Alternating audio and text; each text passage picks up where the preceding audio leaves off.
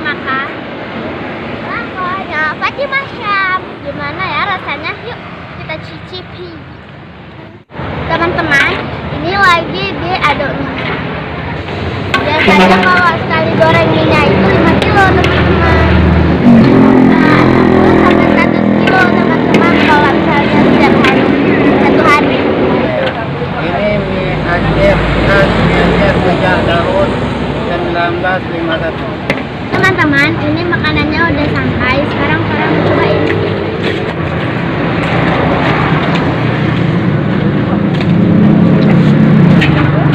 Rasanya enak.